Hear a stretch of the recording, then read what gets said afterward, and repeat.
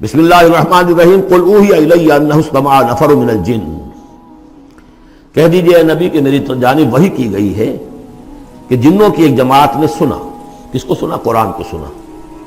فقالوا انا سمعنا قرآنا عجبا، انہوں نے کہا ہم نے سنا ہے ایک بہت ہی دل کو لبھانے والا قرآن، یہدی الی الرشد، جو نیکی اور رشد اور ہدایت کی طرف رہنمائی کر رہا ہے۔ فآمنا بہ، تو ہم تو ایمان لے آئے۔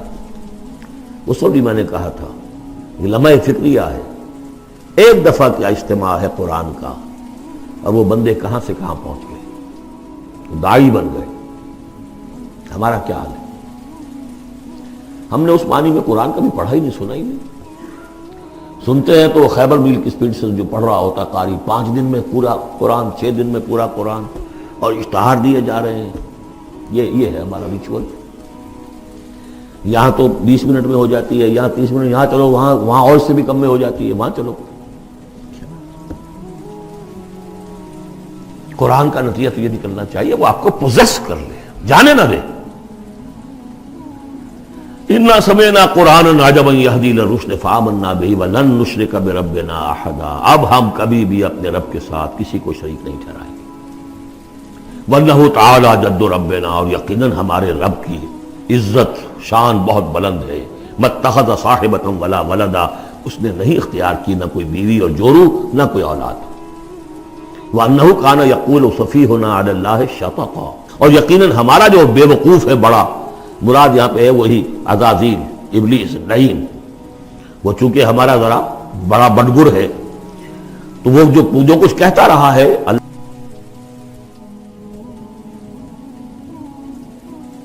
وَأَنَّا ظَنَنَّا أَن لَّن تَقُولَ الْإِنسُ وَالْجِنُّ عَلَى اللَّهِ كَذِبًا، ہم تو اس گمان میں رہے، خوش گمانی میں، کہ جن اور انسان اللہ تعالیٰ کے اوپر جھوٹ نہیں باندھیں گے، لیکن وہ بدماش تو جھوٹ باندھتا رہا۔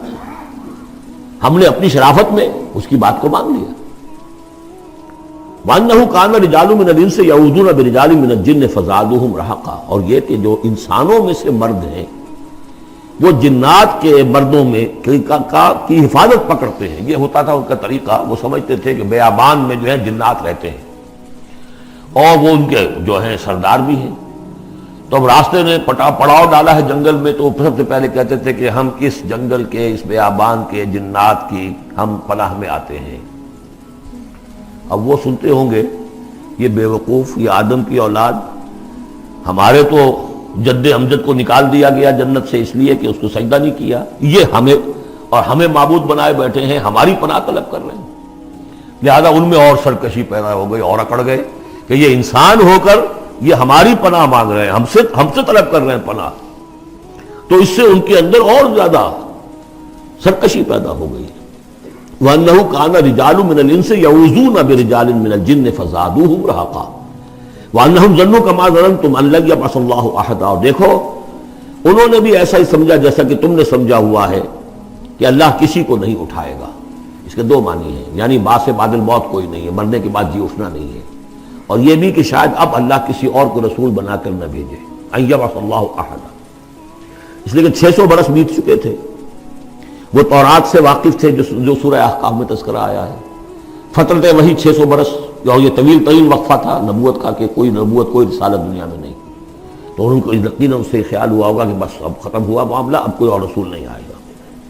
وَأَنَّا لَمَسْنَا السَّمَاءَ، اور ہم نے ذرا ٹٹولا آسمان کو، ہم نے چاہا کچھ خبریں لے کر آئیں ذرا غیب کی۔ فَوَجَدْنَاهَا مُلِئَتْ حَرَسًا شَدِيدًا وَشُعُبًا، تو ہم نے تو پایا اس کو کہ وہ بھرا ہوا ہے سخت چوکیداری سے، اور انگارے رکھے ہوئے ہماری ہمیں کھدیڑنے کے لیے۔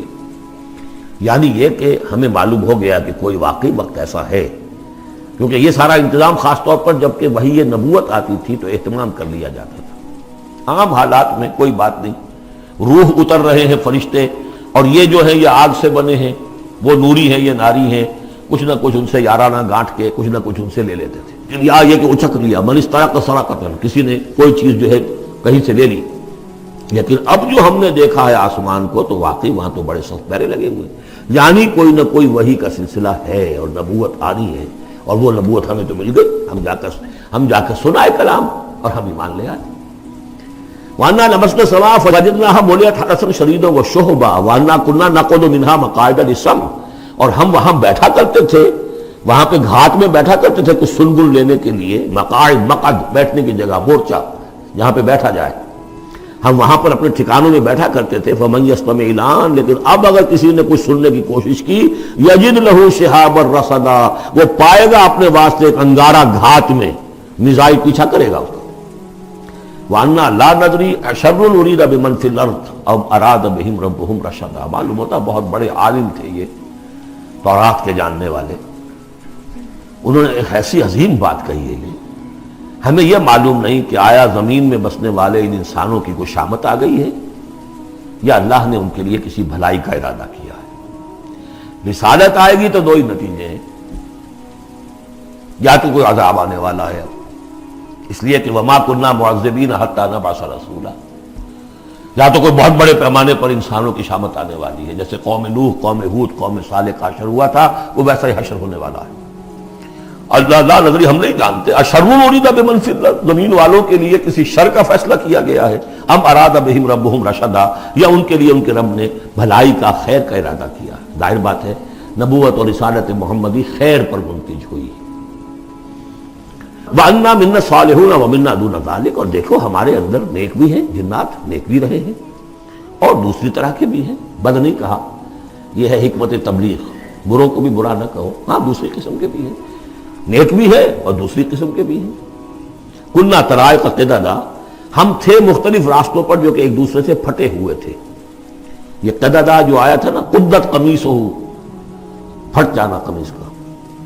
وَأَنَّا ظَنَنَّا أَن لَّن نُعْجِزَ اللَّهَ فِي الْأَرْضِ وَلَن نُعْجِزَهُ هَرَبًا، اور ہم نے یہ جان لیا کہ ہم اللہ کو عاجز نہیں کر سکتے، ہرا نہیں سکتے، نہ زمین میں بھاگ کر، اور ہم کہیں بھاگ کر اور زمین میں اللہ کو شکست نہیں دے سکتے، اس کی پکڑ سے نکل نہیں سکتے۔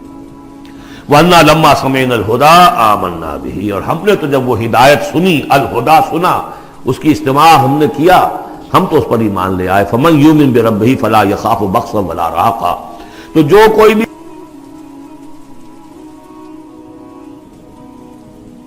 زبردستی ہوگی، کچھ زیادتی ہوگی، جیسے جیسے ان کے اعمال صالحہ ہیں پورے پورے اللہ تعالیٰ ان کا اجر ان کو دے دے گا۔ وَأَنَّا مِنَّا الْمُسْلِمُونَ وَمِنَّا الْقَاسِطُونَ، اور دیکھو ہمارے اندر وہ بھی ہیں جو فرما بردار ہیں اور وہ بھی ہیں جو بے انصافی کرتے ہیں۔ یہ قسط کے لفظ کے ساتھ سمجھ لیجئے، جب یہ ثلاثی مجرد میں آتا ہے تو قاسط اس میں فاعل بنا، وہ ناانصاف کے معنی میں ہے، یہ باب افعال کے خواص میں سے ہے، سلب ماخذ اس کو کہتے ہیں۔ جب باب افعال میں آئے گا تو اس کے معنی ہے عدل و انصاف، اور جب ثلاثی مجرد میں آئے گا تو نا انصافی۔ قاسطون فمن اسلم فاولئک تحروا رشدا، جو لوگ اسلام لے آئے، اطاعت قبول کر لی، تو انہوں نے تو گویا کہ ڈھونڈ نکالی خیر کی راہ، نیکی کی راہ انہوں نے تلاش کر لی۔ وَأَمَّا الْقَاسِطُونَ، اور جو بے انصاف فَكَانُوا لِجَهَنَّمَ حَطَبًا، وہ لوگ جو ہے پھر جہنم کا ایندھن بن کر رہیں گے۔ یہاں تک ان کی تقریر ہے جو انہوں نے تبلیغ کی ہے۔ اب جو بات آگے آ رہی ہے یہ خود اللہ کی طرف سے کلام ہے، ان لو استقاموا علی طریقۃ لاسقیناہم ماء غدقا، اور یہ کہ یہ اگر لوگ اپنے اس طریقے پر جو طریقہ انبیاء کا تھا، جو آدم نے دیا تھا، جو نوح نے دیا تھا، یہ چلتے رہتے تو ہم انہیں خوب پلاتے، پانی بھر بھر کر خوب سیراب کرتے ان کو۔ یہاں لفظ طریقت آیا ہے قرآن میں، شریعت، طریقت۔ ثم جعلناک علی شریعۃ من الامر، شریعت اور یہ طریقت، دونوں کا مفہوم ایک ہے، طریقہ اور شریعت، لیکن یہ کہ اس کا استعمال ہو رہا ہے کہ شریعت سے مراد لی جاتی ہے جو دین کا قانون ہے، اس کے ظاہری پہلو، قانونی پہلو، اور طریقت اسی کے باطنی پہلو کا نام ہے کہ ایک نماز ہے، وضو کیسے کرو گے، کیا فرائض ہیں، کیا نوافل ہیں، کیا کام رہ گیا تو وضو نہیں ہوا، یہ شریعت بتائے گی، یہ آپ کو فقیہ بتائیں گے، یہ آپ کو مفتی حضرات بتائیں گے۔ لیکن نماز کی اصل روح تو ہے خشوع اور خضوع، حضور قلب، یہ پھر طریقت کی طرف منتقل کر دیا گیا، بدقسمتی سے پھر ان کو پھاڑ دیا گیا، وہ علیحدہ علیحدہ ہو گئے۔ یہ سب چیزیں یکجا ہونی چاہیے تھی، اور جو ہمارے اولین صوفیاء ہیں وہ بہت بڑے عالم بھی تھے، ایسے نہیں تھے کہ صرف صوفی تھے، وہ بہت بڑے مفتی بھی ہوتے تھے، بلکہ اولین کیا، اس دور میں بھی جو میں نے آپ کو بتایا تھا کہ قاضی ثناء اللہ پانی پتی رحمۃ اللہ علیہ، وہ مفتی بھی ہیں، مفسر بھی ہیں، محدث بھی ہیں، اور بہت بڑے مرشد بھی ہیں، میرزا مظہر جانے جانا شہید کے خلیفہ ہیں، اور یہ سب شیخ احمد سرہندی رحمۃ اللہ علیہ کا جو سلسلہ ہے، سلسلہ مجددیہ نقشبندیہ، اس کے بزرگ ہیں۔ وہ ہے وہ جامع و صفات لوگ. لنفتنہم فیہ، اور یہ بھی جو ہم کو پانی پلاتے اور سیراب کرتے یہ بھی اس لیے تاکہ ان کو اور جانچے اور پرکھے اور امتحان لیں. ایک امتحان غربت میں ہے، ایک امتحان کمنگری میں ہے، ایک امتحان فاقے میں ہو رہا ہے، ایک امتحان ہو رہا ہے کہ کثرت سے ہم نے دے رکھا ہے. ومن یعرض عن ذکر ربہ، اور جو کوئی بھی اعراض کرے گا اپنے رب کے ذکر سے، یسلک عذابا صعدا، تو وہ چلے گا، وہ ڈال دے گا اس کو چڑھتے عذاب میں اللہ تعالیٰ، ایسے عذاب میں صعدا جس کی شدت بڑھتی چلی جائے گی. وَأَنَّ الْمَسَاجِدَ لِلَّهِ فَلَا تَدْعُوا مَعَ اللَّهِ أَحَدًا، اور دیکھو مسجدیں اللہ کے لیے ہیں. مسجد سے مراد مسجد سجدے کی جگہ بھی ہے، اور مسجد سے مراد سجدے کے یہ اعضاء بھی ہیں. یہ پیشانی اور یہ ناک اور یہ ہاتھ اور یہ پاؤں، ایڑیاں، وہ پنجے، یہ سارے جو ہیں یہ سجدے کے جو جسم کے حصے ہیں. یہ مسجدیں بھی اور سجدے کی جگہ بھی للہ ہے، سب اللہ کی ملکیت ہے. فَلَا تَدْعُوا مَعَ اللَّهِ أَحَدًا، اللہ کے ساتھ کسی اور الہ کو مت پکارو. وَأَنَّهُ لَمَّا قَامَ عَبْدُ اللَّهِ يَدْعُوهُ كَانُوا يَكُونُونَ عَلَيْهِ لِبَدًا. اور یہ اب یہاں پھر قول آ گیا ہے انہی کا جنات کا کہ جب وہ عبداللہ کو ہم نے دیکھا وہ کھڑا تھا، وہ قرآن پڑھ رہا تھا، وہ نماز پڑھا رہا تھا. لما قام عبداللہ یدعوہ، اسے پکار رہا تھا اللہ کو، اللہ کا بندہ. قالوا یکونون علیہ لبدا، وہ تو ایسے ہو رہے تھے سننے والے گویا کہ اس کے اوپر ٹھٹ کے ٹھٹ جمع ہو جائیں گے وہاں پر، لیکن یہ کہ وہ ایمان نہیں لا رہے تھے. قل انما ادعو ربی، کہہ دیجئے اے نبی صلی اللہ علیہ وسلم، دیکھو میں پکارتا ہوں اپنے رب کو. ولا اشرک بہ احدا، اس کے سوا میں کسی اور کو شریک کرنے کے لیے تیار نہیں. قل انی لا املک لکم ضرا ولا رشدا، کہہ دیجئے مجھے کوئی اختیار حاصل نہیں ہے تمہارے لیے، نہ کسی نقصان کا اور نہ کسی راہ پر لانے کا، میں تمہیں ہدایت نہیں دے سکتا. وہ آیت یاد کر دیجئے، انک لا تہدی من احببت ولکن اللہ یہدی من یشاء. اے نبی آپ ہدایت نہیں دے سکتے جسے بھی چاہیں، وہ تو اللہ ہی ہدایت دیتا ہے جس کو چاہتا ہے.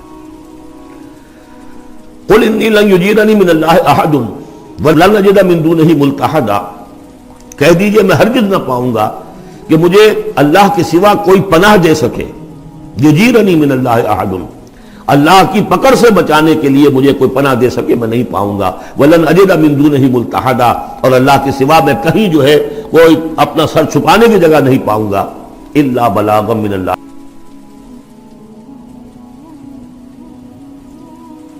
فریضہ سر انجام دوں، اگر میں نے یہ کام نہیں کیا تو میں پکڑا جاؤں گا.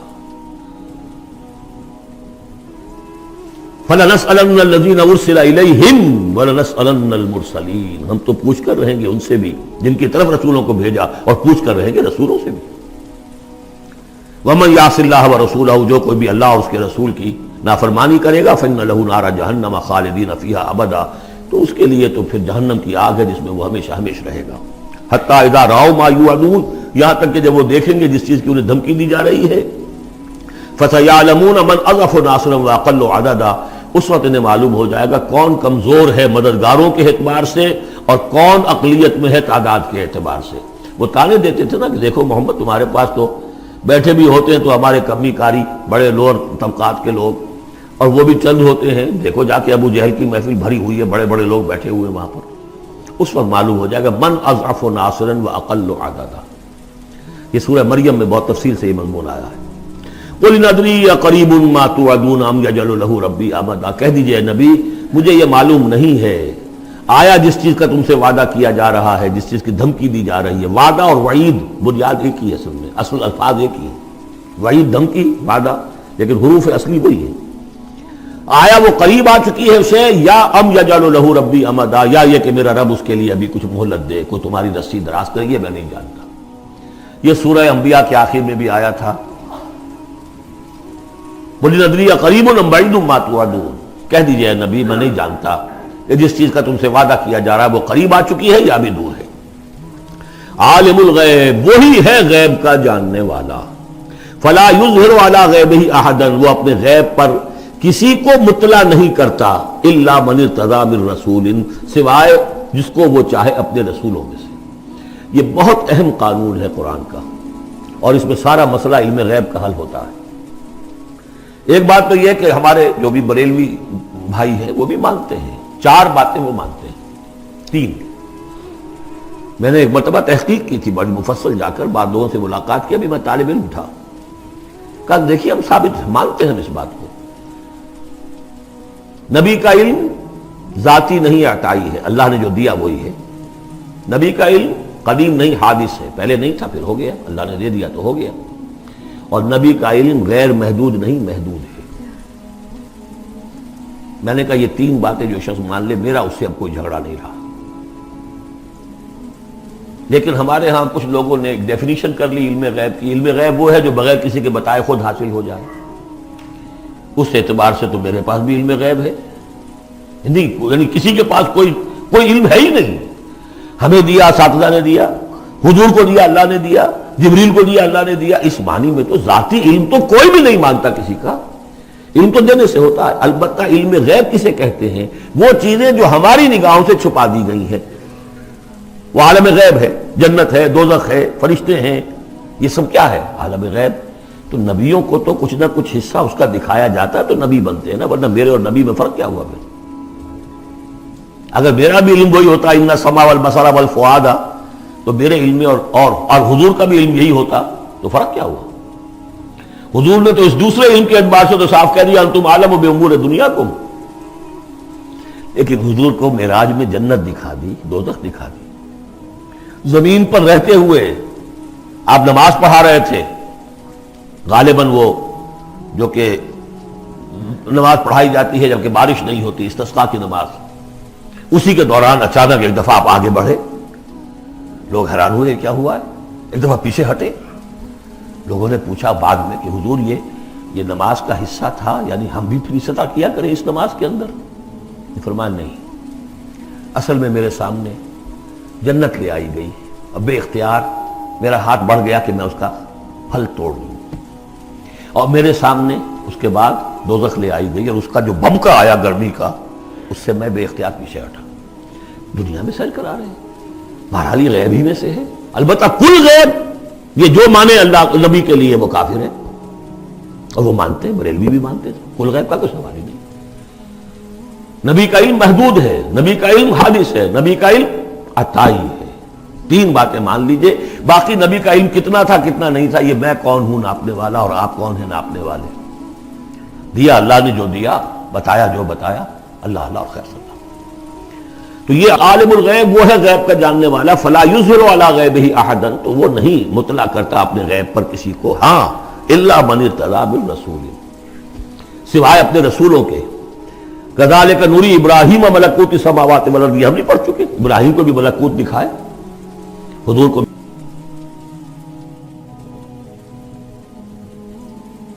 من بین یدیہ ومن خلفہ رصدا، جس کو رسول بناتا ہے، غیب کی خبریں دیتا ہے، پھر اس کے آگے اور پیچھے وہ اپنے باڈی گارڈ رکھتا ہے، چوکیدار رکھتا ہے.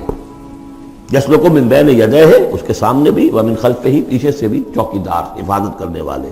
لیعلم ان قد ابلغوا رسالات ربہم، تاکہ یہ بات بالکل واضح ہو جائے کہ انہوں نے واقعتاً اپنے رب کے پیغامات پہنچانے کا حق ادا کر دیا.